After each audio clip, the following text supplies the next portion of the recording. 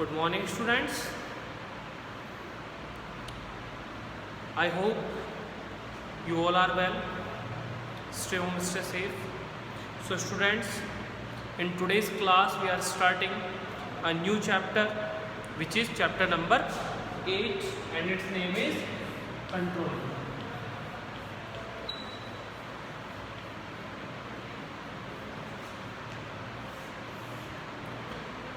So, students, basically, we have discussed the process of management, and we have discussed like we should start the management process with the planning, then organizing, then staffing, directing.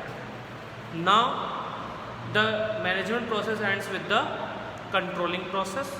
So, it is the last step of management, but we can't say it is the last step. Reason, as we discussed, management is a continuous process. तो जैसे ही controlling over होगी, when the controlling completes the planning, we start the planning with the help of controlling, क्योंकि controlling जो है वो feedback देता है, रिजल्ट्स दे देता है, उसके बेस पर हम न्यू प्लानिंग करते हैं. सो बेसिकली कंट्रोलिंग बहुत ज़रूरी है. कंट्रोलिंग इसलिए ज़रूरी है कि पता होना चाहिए कि वर्किंग लेवल क्या चल रहा है, whether qualitative and quantitative standards are fulfilling or not, given targets are completing or not, employees performing his full an employee is using the resources effectively and efficiently or not. So these all are gained through the process which is called control. Is it clear? So basically we are starting with the meaning of controlling.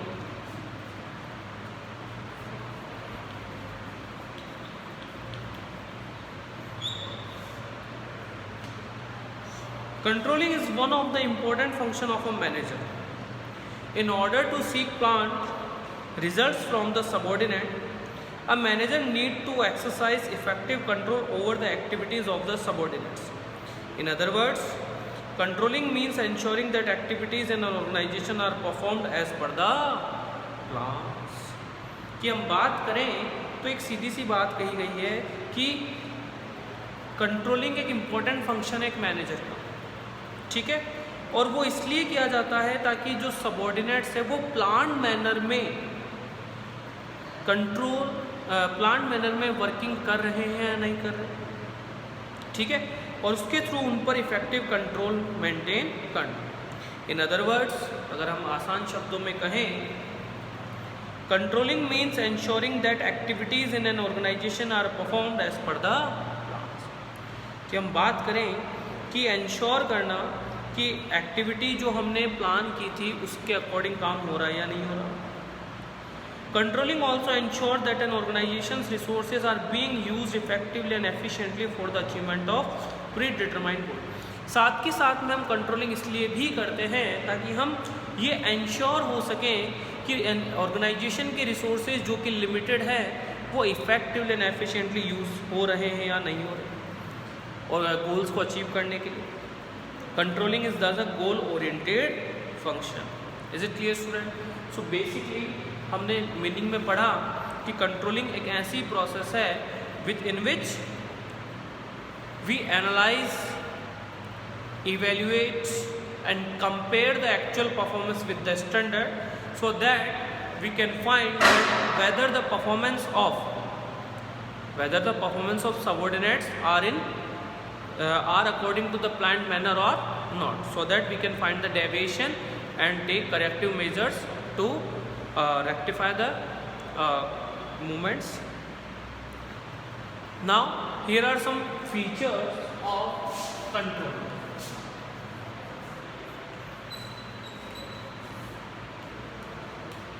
The first is, it is a goal oriented process. It is a goal oriented process.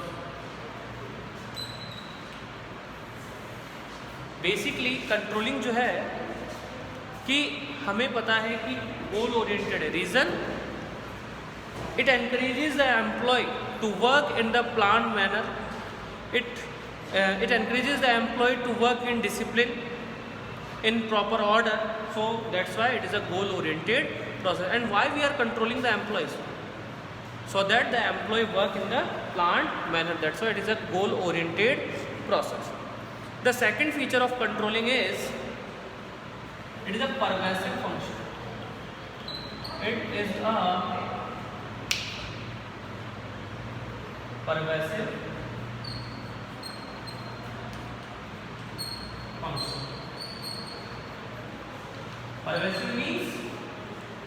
Pervasive means universal, or it is applicable to every level of management.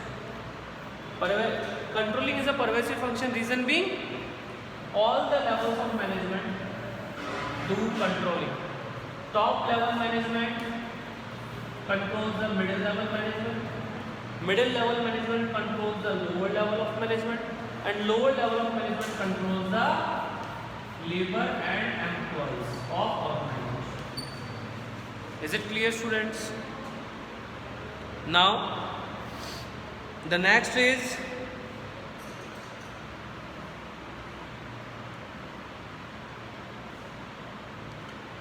कि हम बात करें इसकी तो दो feature हमने पढ़े, goal oriented process है, प्रोग्रेसिव फंक्शन है, फ्यूचर के लिए होती है कि बेसिकली कंट्रोलिंग जो है प्रेजेंट के लिए नहीं होती, फ्यूचर के लिए होती है। नेक्स्ट कि इसके बेसिस पर हम we can easily control the employees in the planned manner, कि हम एम्प्लॉयज़ को प्लान्ड मैनर में कंट्रोल कर सकते हैं। ठीक है। Now the next feature of controlling is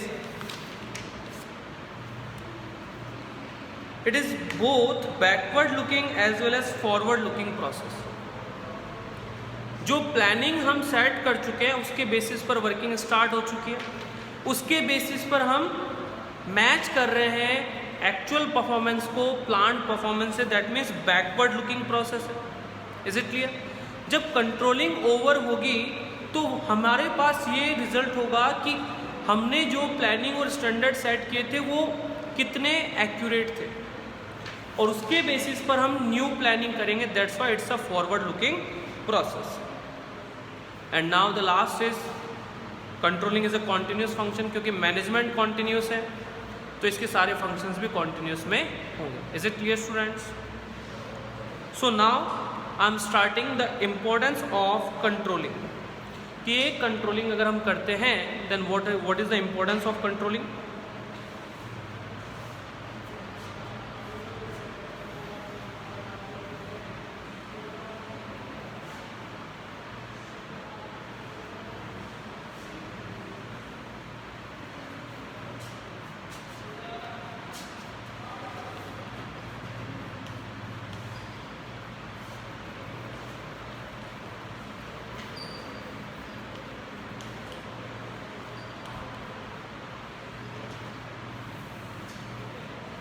What is the importance of controlling?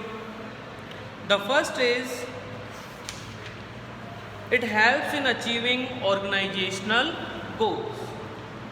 First, it helps in achieving of organizational goals.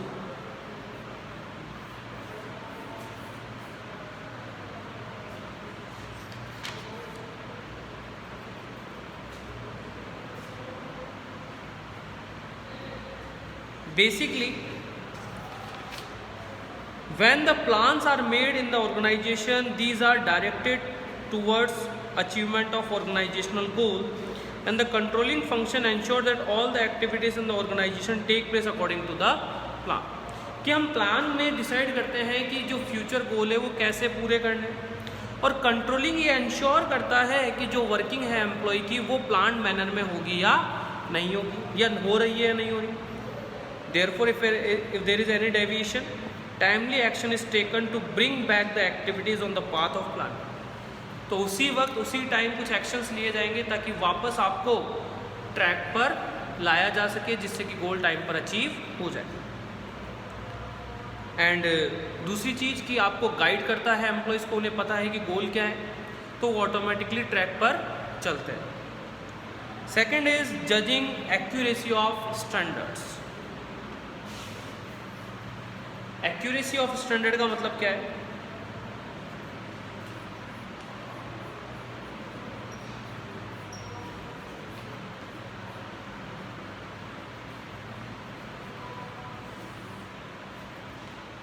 कि बेसिकली हमें पता होना चाहिए कि हमारी ऑर्गेनाइजेशनल कैपेसिटी क्या है। अगर हमने उससे ज़्यादा स्टैंडर्ड सेट कर दिए तो हम गोल अचीव नहीं कर पाएंगे, एम्प्लॉयज़ का मॉरल भी डाउन होगा, तो बहुत सारे कॉन्सिक्वेंसेस हम ब्लेम कर सकते हैं एम्प्लॉय को। तो कंट्रोलिंग के थ्रू जब हम फीडबैक देते हैं तो हमें पता लगता है कि हमने जो स्टैंडर्ड सेट किए थे वो एक्यूरेट थे या नहीं थे, जिसके बेस पर नेक्स्ट ईयर प्लानिंग में हेल्प मिलती है। सेकंड कि अगर हमें पता लगता है कि पूरी एफिशिएंसी यूज़ नहीं हुई तो उसके हिसाब से फिर से स्टैंडर्ड में चेंजेस कर सकते हैं। तो basically controlling helps in judging accuracy of standard. Through strategic controlling we can easily जज whether the standard target set are accurate और नॉट, कि जो टारगेट हमने सेट किए हैं वो एक्यूरेट भी है या नहीं है। An accurate control system revises standard from time to time to match them with the environmental changes. और सबसे बड़ी बात, हमें पता है कि टाइम के हिसाब से हमें इनमें चेंजेस करते रहना चाहिए। Next is making efficient use of resources. Controlling जो है वो एम्प्लॉयज़ की वर्किंग की, एक्टिविटीज़ की, बिहेवियर की, क्वालिटी, क्वांटिटी सबको मेज़र करता है, ठीक है। सो ऑन दिस बेसिस ये एश्योरेंस हो जाती है कि एम्प्लॉय जो काम कर रहा है वो उनको प्रॉपरली यूज़ कर रहा है या नहीं कर रहा है। समझ में आया? ठीक है, सीधी सी बात है कि अगर एफिशिएंट यूज़ ऑफ रिसोर्सेज आप चाहते हैं तो इसके लिए आपको इफ़ेक्टिव कंट्रोल करना होगा। Next is improving employees motivation. एक इफेक्टिव कंट्रोल सिस्टम से एक एम्प्लॉय को अपनी एफिशिएंसी का मेजरमेंट हो जाता है कि वो कितना परफॉर्म कर रहा है, वो सही चल रहा है नहीं चल रहा है, एम्प्लॉय का मॉरल इंक्रीज होता है। सेकंड, अगर उसे पता चलता है कि वो टारगेट पूरे करेगा तो उसे अप्रिशिएट भी किया जाएगा, अप्रेजल भी मिलेगा, प्रमोशन भी होगा, तो उससे एम्प्लॉय मोटिवेट होकर काम करना स्टार्ट कर देता है, ठीक है। Ensures orders and discipline. अगर फॉर एग्जांपल आपको रेगुलर बेसिस पर चेक किया जाए तो आपको पता है कि काम नहीं करेंगे तो पनिशमेंट्स हैं, आपके खिलाफ एक्शंस लिए जा सकते हैं, तो आप खुद से डिसिप्लिन में रहेंगे, ऑर्डर मेंटेन करेंगे। बट अगर आपको फ्री छोड़ दिया जाए, कोई कंट्रोलिंग मेजर्स नहीं लिए जा रहे, तो फिर ऑर्गेनाइजेशन में डिसिप्लिन मेंटेन करने में भी प्रॉब्लम आना स्टार्ट हो जाएगी। लेकिन अगर प्रॉपर कंट्रोलिंग सिस्टम करते हैं और आपका जो सबॉर्डिनेट उसे पता है कि उसे रेगुलर चेक किया जाएगा, रूटीन एक्टिविटीज़ की भी रिपोर्ट जाएगी, तो वो खुद से डिसिप्लिन में रहेगा और प्रॉपर मैनर में काम करेगा। इससे उसकी efficiency, performance, quality of work, इसको सबको इम्प्रूव किया जा सकता है, ठीक है। नेक्स्ट आता है फैसिलिटेट्स कोऑर्डिनेशन। और जैसा कि हमने पढ़ा है, coordination is the essence of management. बिना कोऑर्डिनेशन के कोई भी मैनेजमेंट फंक्शन की वैल्यू नहीं है, ठीक है। कि ये जो मैनेजमेंट प्रोसेस यूँ चलती है, इन सबको जो बाइंड करता है वो क्या होता है? कोऑर्डिनेशन होता है। तो अगर कोऑर्डिनेशन नहीं है दैट मीन्स तो हमारे मैनेजमेंट फंक्शंस की भी वैल्यू नहीं है। तो बेसिकली कंट्रोलिंग जो है वो कोऑर्डिनेशन में भी हेल्प करेगा। कैसे? आप हर एक एम्प्लॉय को ऑब्जर्व कर रहे हैं, उसकी परफॉर्मेंस को इवेल्युएट कर रहे हैं, एनालिसिस कर रहे हैं, उसकी टीम को, उसके ग्रुप को इवेल्युएट कर रहे हैं। तो बेसिकली देखा जाए तो अगर आप टीम को कोऑपरेट नहीं करेंगे तो वो पता लग जाएगा। तो बेसिकली फोर्सफुली समझ सकते हैं या फिर हमें इंटेंशनली समझ सकते हैं कि आप टीम में काम करने के लिए मजबूर रहेंगे या मोटिवेट होकर काम करेंगे। इससे कोऑर्डिनेशन होगा। आपको पता है coordination integrates the efforts. Is it clear? So basically these are the importance of controlling. जो नेक्स्ट टॉपिक है relation between planning and controlling, ये हमारे इस साल हटा दिया गया है, 30% रिडक्शन का पार्ट है। सो लास्ट टॉपिक बचेगा हमारा, ठीक है, कंट्रोलिंग प्रोसेस। 2 सेशन में हमारा चैप्टर खत्म हो जाएगा। आज हमारा फर्स्ट वीडियो है, ठीक है, जिसमें हमने कंट्रोलिंग स्टार्ट किया है और इसके मीनिंग, फीचर्स और इम्पोर्टेंस डिस्कस कर लिए। नेक्स्ट क्लास में हम इसकी प्रोसेस कंप्लीट करेंगे और चैप्टर भी ख़त्म करेंगे। So is there any doubt, you can ask through WhatsApp. Thank you students.